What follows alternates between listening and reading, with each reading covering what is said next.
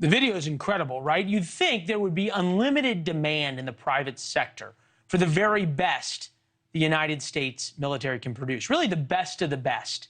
But in reality, members of the Navy SEALs, the Army Rangers, the Green Berets, the Delta Force, well, they actually have a very difficult time finding a job in a normal environment, which is tragic, really, because of what they have done for our country. The Honor Foundation is working on transitioning the top 1% of the 1% into corporate America. Matt Stevens is here, Navy SEAL, CEO of the Honor Foundation, 26 years with the teams.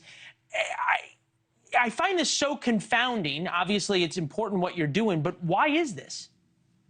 Well, it's interesting in the special ops community, the members, their identities are tied so closely to what they do. They lose a sense of purpose. They don't like talking about themselves, and they have no idea what they can do or what they should do when they transition out. So it actually makes the transition a little bit more difficult for the elite group. You wrote this, and I thought it was interesting that these are people who are sort of incredibly motivated by definition.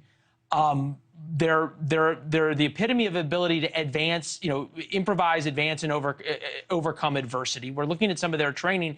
Granted, in order to run a warehouse or to build a team out, you don't need to be able to paddle a boat through surf.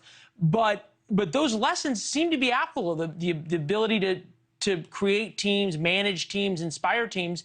Why doesn't that translate?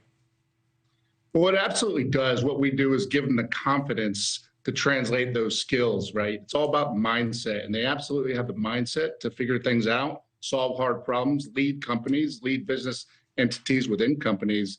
But it's all about giving them the skill set and giving them the confidence that they're going to be just fine. And that's what our program focuses on.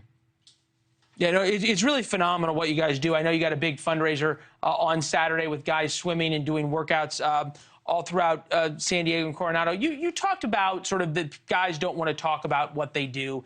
The SEALs who sort of for so long had that quiet professionalism ethos, ever since the bin Laden raid, it's sort of turned into something very different. There's now this New York Times reporting that there's been some really unsavory behavior in the selection process and the like. Is there some taint that you all are seeing at times to the SEAL name and in a larger sense sort of to the greater special operations community? Well, I can't speak to the specifics in the New York Times article, but what I can speak to is my 26 years of experience in the SEAL teams. And I can tell you from BUDS, through my workups, through deployments, it's the most professional force on the planet. And the majority of people do not like talking about themselves. It's a very small sliver of the community that goes that route. And as far as the PEDs, again, I just can't talk to it, but I never saw that in my career. And when the very few instances when it did come up, we dealt with it swiftly and justly. Now, in my you say the CEO of the Honor Foundation, the current generation that we serve, I think they're the same high caliber, high character people. And we see that all the time. And I believe in general, that's their belief and that's how they act. Yeah, you make a great point also in that they don't want to talk about what they did. A lot of times they can, and these are guys who for so long spent the majority of their lives in very difficult places as you did. Matt, we appreciate it. Thank you.